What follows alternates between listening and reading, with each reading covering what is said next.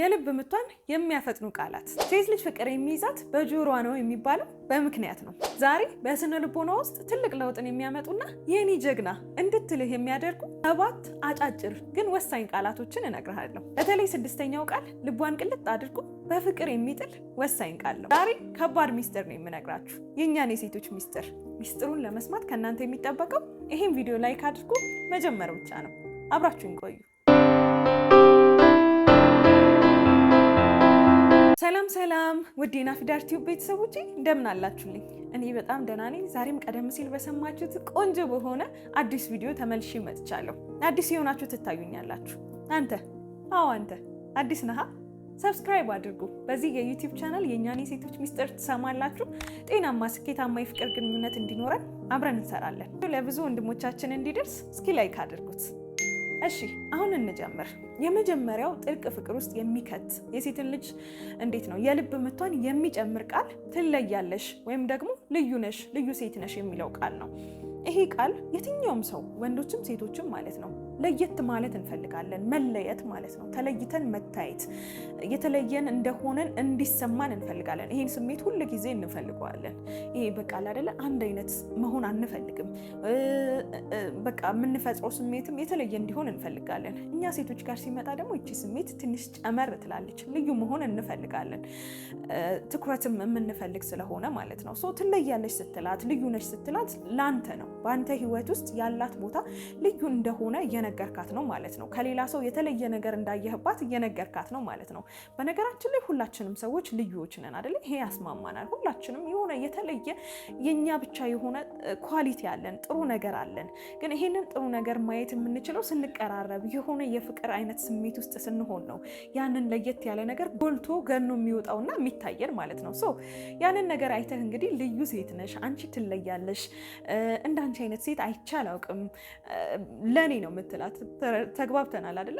ለሁሉም ሰው ስለሚለይ ማለት ነው። የሚሉትን ቃላቶች በምትጠቀምበት ሰዓት ላይ ምን ብዬ ልንገርህ፣ ልቧ ቅልጥ ነው የሚለው። የልብ ምቷ በቃ ሲጨምር ታየዋለህና ትልቅ ትርጉም አለው። ይሄ ቃል ለኛ ለሴቶች ትልቅ ትርጉም አለው። በነገራችን ላይ እነዚህ ቃላቶች ግን ዝም ብላችሁ ሸምድዳችሁ የምትጠቀሟቸው የምትሏቸው ቃላቶች አይደሉም። እንዲሁ ስነግራችሁ ፊል አድርጋችኋቸው አዎ ይሄ እኮ እውነት ነው። በነገራችን ላይ አንዳንድ ጊዜ የሆነ ስሜቱ ይሰማናል እኮ በትክክል ያ ስሜት ይሰማናል። እኔ አሁን እንደዚህ ስናገር አዎ እንደዚህ አይነት ስሜት ይሰማኛል ትላላችሁ። ግን ቃላቱን አውጥቶ መናገር ላይ ትንሽ ወደኋላ እንላለን ሴቶችም ወንዶችም። እና ፕሊስ ቃላቶች በጣም ትልቅ አቅም አላቸው። የሚሰማችሁን ስሜት በቃላት መናገር፣ ትርጉም ባላቸው ቃላት፣ ጥልቅ የሆነ ፍቅር ውስጥ በሚከቱ ጥልቅ የሆነ ስሜት በሚሰጡ ቃላት መግለጽ በጣም አስፈላጊ ነገር ነው። ብዙ ነገሮችንም ያቀልላቸዋል። ይሄ በማብራራት በማስረዳት ከመድከም እነዚህን ቃላቶች መጠቀም ብዙ ነገሮችን በቀላሉ እንድትገልጹ እንድትናገሩ ያደርጋቸዋል። እና ሞክሩት። ለእኔ ልዩ ሴት ነሽ፣ ትለያለሽ የሚለውን ነገር በምትናገርበት ሰዓት ላይ እንግዲህ ልቧ ቅልጥ ይላል። ሞክረው። ሁለተኛ ይገባኛል፣ እረዳሻለሁ። እነዚህ ቃላት ለእኛ ለሴቶች ትልቅ ትርጉም አላቸው። ያው እኛ ሴቶች ስሜታዊ ነን አይደለም? በብዙ ነገሮች ስሜታዊ እንሆናለን። ስሜታችን ቶሎ ቶሎ ይቀያየራል፣ ከሆርሞን ጋርም ተያይዞ አይደለም? ስለዚህ የተለያዩ ስሜቶች በሚሰሙን ሰዓት ላይ እንደምትረዳት እንደሚገባ የተሰማት ስሜት እንደሚገባ በምትነግራት ሰዓት ላይ በጣም ነው ደስ የሚላት። ይገባኛል እኮ እረዳሻለሁ፣ ለምን እንደዚህ እንደሚሆን እኮ ይገባኛል አይደለ? እንደዚህ አይነት ቃላቶችን መጠቀም በዛ ሰዓት ላይ በዛ ስሜት ውስጥ ሆና።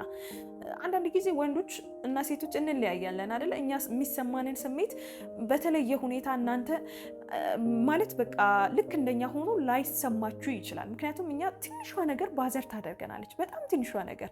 እንደውም ቲክቶክ ላይ ይሁን ፌስቡክ ላይ የሆነ ቪዲዮ አይቼ ነበር። ምንድነው ልጅቷ ታለቅሳለች እና እንባዋ ተጠርጎ ምናምን አይታችሁት ከሆነ እናንተም ማለት ነው። እንባዋ ተጠርጎ በማይክሮስኮፕ ምናምን ሲታይ ያስለቀሳት ነገር ማለት ነው። ያስለቀሳት ምክንያት ልብሶች፣ ጫማዎች፣ ሂውማን ሄር ምናምን የሆኑ ኮስሞቲክስ እቃዎችን አይታ ምናምን መግዛት ባለመቻሏ ነው። እና በጣም ጥቃቅን የሆኑ ነገሮች ያስከፉናል፣ ያሳዝኑናል ምናምን። እንደዚህ አይነት ነገሮች አሉ። እነዚህን ስሜቶች እረዳለሁ፣ ይገባኛል እኮ ስሜትሽ ይገባኛል፣ እረዳሻለሁ የሚለውን ቃል መጠቀም ለዚህ ስሜት ብቻ ሳይሆን ሌሎች ደግሞ ብዙ ምክንያቶች አሉ እንደዚህ ስሜታዊ እንድንሆን የሚያደርጉንና በተቻለ መጠን እንደምትረዳት እንደሚገባ ስሜቷ መናገር፣ በቃል መናገር። ከጎኗ እኮ ልትሆን ትችላለህ፣ ልታጽናናት ትችላለህ። ግን በቃል የሚሰማሽ ስሜት ይገባኛል፣ እረዳሻለሁ እኮ የሚለውን ቃል ስትሰማ በቃ ምን ልበልህ፣ በጣም ነው ደስ የሚላት። ልቧ ቅልጥ ነው የሚለው። የእውነት ጥልቅ ፍቅር ውስጥ እንድትገባ የሚያደርግ ቃል ነው። ሞክረው። ስሜትን መረዳት ቀላል ነገር አይደለም። አሁን ብዙ ሰዎች አስተውላችሁ ከሆነ ይላሉ፣ ምን አይነት ሴት ነው የምትፈልጉት ወይም ምን አይነት ወንድ ነው የምትፈልጉት ሲባል የሚወደኝ የሚረዳኝ ይላሉ። መረዳት የሚለው ነገር ቀላል አይደለም። ሰውን ስለወደዳችሁት ብቻ ዝም ብላችሁ አትረዱትም። የሆነውን ነገር የሚሰማውን ስሜት በዛ ሰው ቦታ ሆኖ መረዳት ለእናንተ እኮ ሴንስ ላይሰጥ ይችላል። ግን ኦኬ ብላችሁ መረዳት፣ ሰውየውን መረዳት በቃ ቀላል ነገር አይደለም። እና በእንደዚህ አይነት ስሜቶች ወቅት ይገባኛል ስሜትሽ፣ እረዳሻለሁ ብላችሁ ስሜቷን ቫሊዴት ማድረግ፣ ስሜቷን መጠበቅ በጣም ወሳኝ ነገር ነው። ሶስተኛ እያሰብኩሽ ነበር። ሁላችንም ሰዎች መረሳት አንፈልግም አይደለም? በማንኛውም ሰዓት መታሰብ፣ በማንኛውም ሰዓት ሰዎች ስለኛ እንደሚያስቡ እያሰቡም እንደነበረ መስማት ያስደስተናል አይደለም? ከጓደኞቻችንም ጋር ከቤተሰብም ጋር ስልክ ስናወራ እያሰብኩ እያለ ደወልክ፣ እያሰብኩሽ እያለ ደወልሽ፣ ቅድም እኮ እንደዚህ ሆኖ እያሰብኩሽ ነበር፣ ምን ላይ ደረሰላት ብዬ፣ ምን ላይ ደረሰልህ ብዬ እንባባላለን አይደለም? ይሄ ስሜት መታሰባችን በሌለንበት ሰዓት ላይ ባልተደዋወልንበት ሰዓት ላይ ሰዎች ስለኛ እያሰቡ መሆኑ የሚፈጥርብን ጥሩ የሆነ የመፈለግ ወደድ ፖዚቲቭ የሆነ ስሜት አለ። የፍቅር ግንኙነት ላይ ደግሞ ሲመጣ እያሰብኩሽ ነበር ስትላት በቃ በጣም ነው ኪሪየስ የምትሆነው። ስለምን እያሰበ ነበር? ምን ትዝ ብሎት ነበር? እኔን እንዲያስታውስ ያደረገው ነገር ምንድን ነው? በቃ ብዙ ርቀት ትሄዳለች። በጣም ነው ደስ የሚላት። በቃ የልብ ምቷን የሚጨምር ቃል ነው። ራንደምሊ በቴክስት ሊሆን ይችላል፣ በአካልም ሊሆን ይችላል። እንደዚህ ተነስቶ እያሰብኩሽ ነበር እያልክ ስትነግራት በጣም ነው ደስ የሚላት። ምክንያቱም ባልነበረችበት ሰዓት ላይ ከጎንህ ባልነበረችበት ሰዓት ላይ ስለሷ እንዳስታወስክ እንዳሰብክ ማወቅ በጣም ነው የሚያስደስታት። አራተኛ እድለኛ ነኝ ከአንቺ ጋር በመሆኔ፣ አንቺን በማወቄ፣ አንቺን በማግኘቴ እድለኛ ነኝ።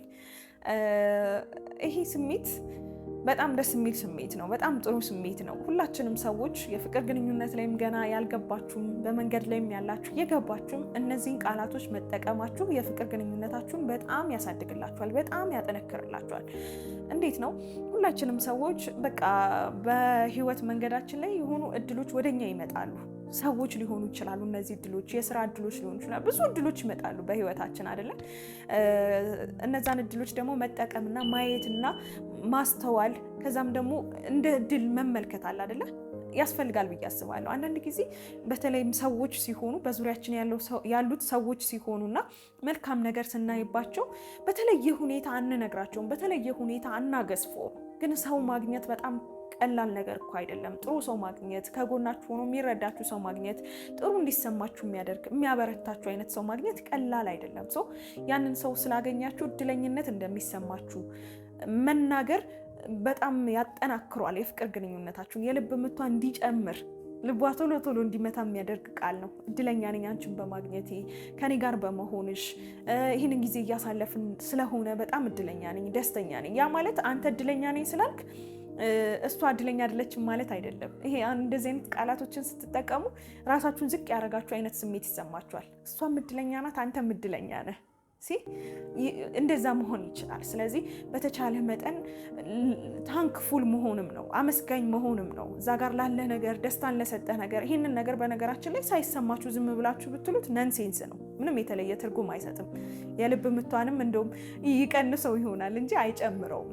ከልባችሁ ሆናችሁ ስትሉት ከተግባር ጋር ከሌሎች ነገሮች ጋር አንድ ላይ ስለሚሆን በጣም ደስ የሚል ጥሩ የሆነ ስሜትን መፍጠር ይችላል። አምስተኛ አምሮብሻል። አዎ ይሄ ቃል ለሴቶች በጣም ትልቅ ትርጉም አለው። ትናንሽ ነገሮችን እያነሱ ሁል ጊዜ ለውጦችን እያዩ አምሮብሻል፣ ዛሬ ዘንጠሻል፣ ዛሬ እንደዚህ እያሉ ትናንሽ ነገሮችን እያስታወሱ ወይም ደግሞ እየተመለከቱ ስለ ውበቷ መናገር በጣም ነው የሚያስደስታት። በቃ ይሄኛው ሁል ጊዜ እለት እለት አዲስ ነገር ካንተ ለመስማት እለት እለት የምትሰጣትን ኮምፕሊመንት ለመቀበል እንድትጠብቅ እንድትጓጓ ሁሉ ታደርጋታለህ እና ካንተ ጋር ያላት ነገር የበለጠ ደስ የሚል የበለጠ አስደሳች እንዲሆን ተናፋቂም እንዲሆን ያደርገዋል። በቃ ትናንትና እንደዚህ ያለኝ ቤቷ ገብታ ልታይ ትችላለች። ምናልባት ጸጉሯን ካደነቅ ቤቷ ገብታ ጸጉሯን አይታ ነገም ደግሞ የሆነ ነገር አድርጋ ልታስገርም ልታስደንቅ ያንን ኮምፕሊመንት እንድትሰጣት ለማድረግ ልትሞክር ትችላለች እና ይሄ ለኛ ለሴቶች ቀላል ነገር አይደለም። እለት እለት በቃ ምንም ልይ ካልክ እኮ ልመልከት ካልክ የሚደነቅ ነገር አይጠፋምና በተቻለ መጠን የምታደርጋቸውን ነገሮች እያየህ እንዳማረባት ደግሞ ሳያምርባት አይደለም ሳያምርባትም ከሆነ ደግሞ አምሮብሻል እኮ ግን ይችን ብታደርጊ እንደዚህ ቢሆን እንደዚህ ብታስተካኪ እያልክ ብቻ መልክን፣ ውበትን፣ አፒራንስን በተመለከተ ሀሳብና አስተያየት መስጠት በጣም ነው ደስ እንዲላት የሚያደርገው። ከአንተ ጋር ያላትን ጊዜ ኮምፈርተብል እንድትሆን እንዲመቻት ያደርገዋል። ሞክራ። ስድስተኛውና በጣም ወሳኝ የምለው ቃል፣ ሁሉም በጣም ወሳኝ ናቸው በነገራችን ላይ ግን ይሄ ቃል ደግሞ ይለይብኛል። አለሁልሽ የሚለው ቃል አለሁልሽ የሚለው ቃል ለሴት ልጅ በጣም ትልቅ ትርጉም አለው። የሆነ ሴፍ የመሆን ሴኪዩርድ የመሆን ስሜት እንዲሰማት ያደርጋል። እኔ አለሁልሽ እንዴት ነው መከታ አለኝታ የሚሆን ሰው ነው አይደለም የምንፈልገው እኛ ሴቶች ነው የምንፈልገው። እሺ ደመርኳቸው አንድ ላይ እና እኛ ሴቶች አለኝታ መከታ የሚሆን ወንድ እንፈልጋለን። ከጎናችን ሆኖ የሚኖርልን አለ አይደለ? የሚኖርልን ኢን ሴንስ የሆኑ ችግሮች ሲገጥሙን የሆነ ነገር ስንሆን እሱ አለልኝ ብለን የምንሄድበት አይነት ሰው እንፈልጋለን። የምንተማመንበት የምንደገፍበት ማለት ነው። የሆኑ ነገሮች በሚፈጠሩ ሰዓት እኔ ያለሁልሽ፣ እኔ ያለሁ ከጎንሽ ነኝ የሚለውን የማበረታቻ ይሄ እንዴት ነው መከታ የመሆን ቃል መስማት በጣም ትልቅ ትርጉም አለው ለኛ ሴቶች። በተለይም ደግሞ ይሄን የምትላት የሆነ ችግር በገጠማት ሰዓት ላይ የሆነ በከፋት ሰዓት ላይ በደበራት ሰዓት ላይ ሲሆን በጣም ነው ደስ የሚላት። አለሁልሽ፣ እኔ ያለሁ ከጎንሽ ነኝ፣ እናልፏለን፣ እናስተካክለዋለን፣ ምንም ችግር የለውም፣ እኔ እኮ አለሁ የሚለውን ነገር ተጠቀም። በጣም ወሳኝ ነው። ከልብህ በተግባርም ደግሞ ያንን ለማድረግ ያንን ለማረጋገጥ ዝግጁ ሆነ ማለት ነው እንጂ ቃሉን ብቻ ብትለው ምንም ትርጉም የለውም። ሰባተኛና በመጨረሻ ደረጃ ያስቀመጥኩላችሁ ደግሞ የኔ የሚለው ቃል ነው። የኔ የሚለውን ቃል እንግዲህ ዳትማች የፍቅርም ባይሆን በኖርማል እንዴት ነው ገላጭ የሆኑ ነገሮች መጠቀም ትችላለህ። የኔ ሳቂታ ማለት ትችላለህ። የምትስቅ አይነት ልጅ ከሆነች ፊዚካል አፒራንሷን ማየት ወፍራም ከሆነች የኔ ወፍራም ማለት ትችላለህ። ቀጭንም ከሆነች የኔ ቀጫጫ ምናምን ማለት ትችላለህ። እነዚህን ነገሮች በምትጠቀምበት ሰዓት ላይ ዳትማች ገናም የሄዳችሁ ሊሆን ይችላል። የፍቅር ግንኙነት ላይ ገና ለመግባት በጓደኝነት ምናምን ሊሆን ይችላል። ይሄ የሆነ ዲፕ የሆነ ሚኒንግ የሚሰጥ ቃል ነው። የኔ ያለኝ እኮ ምናምን የተጠቀምከው ቃል እኮ ትክክለኛ እውነተኛ ቃል ሊሆን ይችላል። ከዛ በኋላ ማለት ቀጭን ከሆነች ቀጭን፣ ወፍራም ከሆነች ግን የኔ ያልካት ነገር ላይ ነው እሷ የምታተኩረው። ተረድታችሁኛል? የኔ ያለኝ እኮ ምናምን የሚለው ቃል በጣም ያስደነግጣታል። የልብ ምቷን እንዲጨምር ያደርገዋል።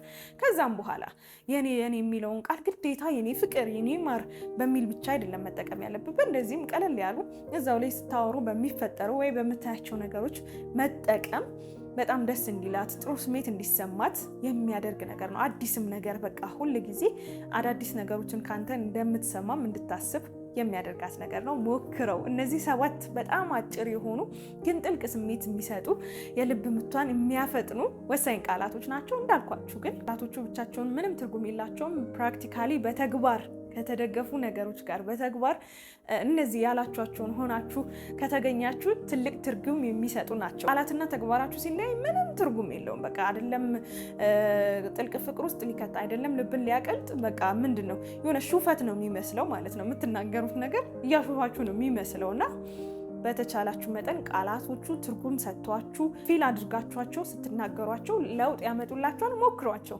የዛሬው ቪዲዮ ይሄንን ይመስል ነበር። እንዴት አገኛችሁት? እስኪ እናንተ ከነዚህ ከ7ቱ ቃላቶች የትኛውን ሞክራችሁ ተጠቅማችሁ ታውቃላችሁ? ኮሜንት ላይ ጻፉልኝ። እዚህ ድረስ ካያችሁት ቪዲዮን ወዳችሁታል ማለት ነው።